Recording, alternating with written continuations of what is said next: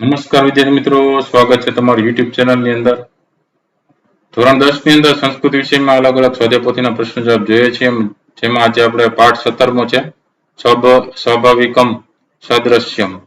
જે પાઠનો પ્રકાર છે ગદ્ય, એનો અર્થ છે સ્વાભાવિક સરખાપણું. આ પાઠના આધારે જે કંઈ નાના મોટા દરેક પ્રશ્ન જવાબ છે, વ્યાકરણના પ્રશ્નો છે, એ પણ જોવાના છે. તો વિડીયો અંત સુધી જોજો. વિડીયો ગમે તો લાઈક કરજો અને તમારા મિત્રો પણ વિડીયો શેર કરજો.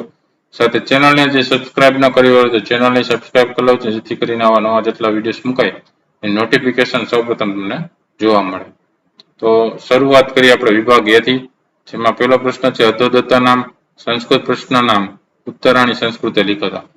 જેમાં પહેલું છે પરસ્પરમ ભિન્નેષુ પદાર્થેષુ કીદૃશમ આનર્યત ભવતિ. તેનો જવાબ થશે પરસ્પરમ ભિન્નેષુ પદાર્થેષુ કિંચિત દેકમ સ્વાભાવિકમ અનર્થ્ય ભવતિ. બીજું છે લોષ્ટઃ કસ્ય વિકારઃ વર્તતે. જવાબ થશે લોષ્ટઃ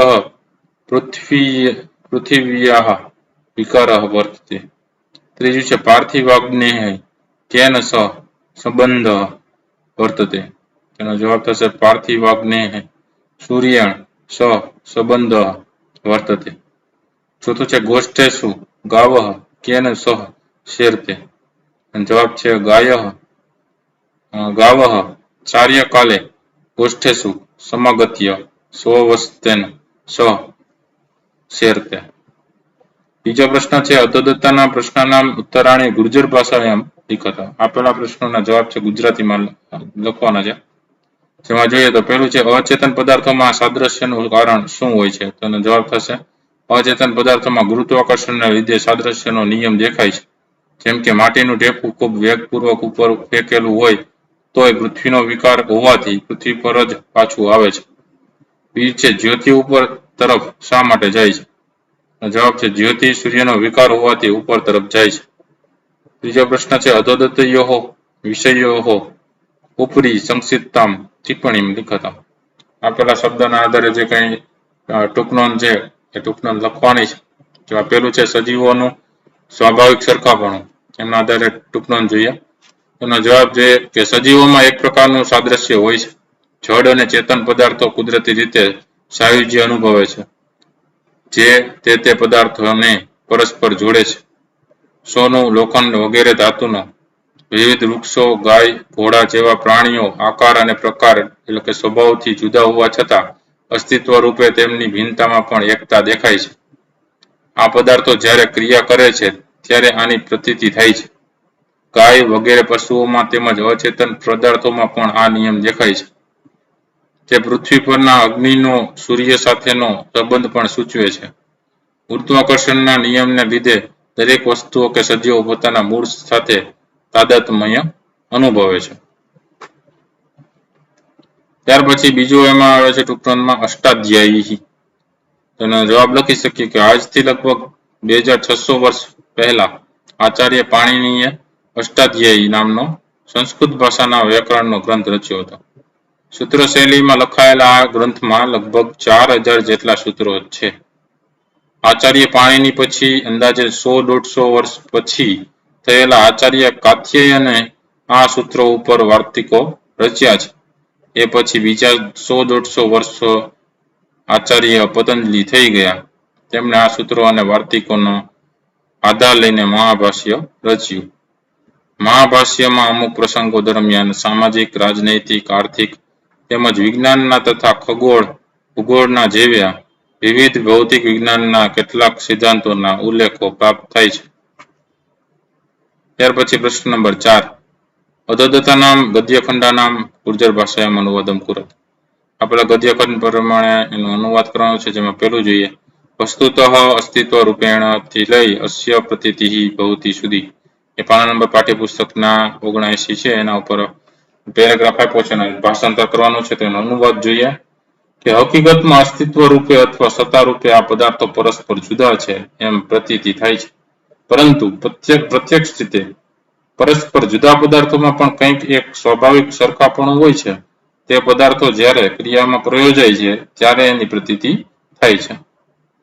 અને બીજો એમાં પેરેગ્રાફ આપ્યો છે સમાજેષુ સમાયેષુ સમવાયેષુ ત્યાંથી લઈ નિકટાસનાહ ભવંતી સુધી એ પાના નંબર પાઠ્યપુસ્તકના 80 ઉપર આપ્યા છે. એનો અનુવાદ કરવાનું છે. એનું ભાષાંતર જોઈએ, અનુવાદ જોઈએ કે માનવોના સમૂહોમાં, સમાન ભોજન કરનારાઓમાં અને સમુદ્રીઓમાં એટલે કે મેળાવડાઓમાં બેસો એમ કહેવામાં આવતા દુબળાઓ સાથે બેસતા નથી ને ધોળા માણસો ધોળાઓ સાથે બેસતા નથી, જેમનો અર્થ કોઈ હેતુ કે પ્રયોજનને લઈને કરવામાં આવેલ અત્યંત નજીકપણું હોય તેમની જ સાથે તેઓ બેસે છે. એટલે કે સામાજિક વ્યવહારમાં ભોજન માટે આમંત્રાયેલા માણસો આકાર અને પ્રકારમાં જુદા જુદા હોય છે, પરંતુ જ્યારે તેમની ભોજન વિધિમાં પ્રવૃત્તિ થાય છે ત્યારે તેઓ પોતાની આંતરિક સમાનતાને જોતા પરસ્પર નજીકમાં આસનવાળા એટલે કે બેસનારા થાય છે. હવે એના આધારે જે વ્યાકરણના પ્રશ્નો છે એ પ્રશ્નોને આપણે ચર્ચા કરીએ. એમાં વિભાગ ડી આધારે પ્રશ્નો આપ્યા છે, જેમાં છે અધોદત્તના પ્રશ્નના સૂચનાનુસારમ ઉત્તરાણી રીતો, એટલે આપેલા પ્રશ્નોના સૂચના પ્રમાણેના જવાબો લખવાના છે. જેમાં પહેલો પ્રશ્ન છે અધોદત્તનામ શબ્દાનામ સમાર્થકમ શબ્દમ દતેભ્યઃ વિકલ્પેભ્યઃ ચિત્તોલિખત. આપેલા શબ્દોના સમાનાર્થી શબ્દ જે થતો હોય વિકલ્પમાંથી જે થતો હોય જવાબ એ લખવાનો છે. તેમાં જોઈએ તો સમવાયઃ નું થશે સમુદાયઃ, નિમંત્રિતાઃ નું થશે આહુતઃ, પુરુષાણમ થશે દુર્બલઃ, અર્ચિનું થશે કરીન. બીજો પ્રશ્ન છે અધોદત્તનામ શબ્દાનામ વિરુદ્ધાર્થકમ શબ્દમ દતેભ્યઃ વિકલ્પેભ્યઃ ચિત્તોલિખત. આપેલા શબ્દનો વિરુદ્ધાર્થી શબ્દ જે થતો હોય લખવાનો છે. જેમાં જોતા જઈએ તો કૃષઃ નું થશે પિનઃ, આનર્યતઃ નું થશે સ્વભાવતઃ, પ્રયુક્તઃ નું થશે અપ્રયુક્તઃ, ઉદ્ધવમ નું થશે અર્વાકઃ, પાર્થિવઃ નું થશે અપાર્થિવઃ. ત્રીજો પ્રશ્ન છે ઉપપદ વિભક્તિ પ્રયોગમ કૃત્વા રિક્તસ્થાનમ પૂરયત. આપેલા શબ્દ પ્રમાણે જે થતો હોય ખાલી જગ્યા પૂરવાની છે. જેમાં પેલું જોઈએ કે પાંડવ ખાલી જગ્યા સ ન આસતે, તેમાં થશે પાંડુભિઃ.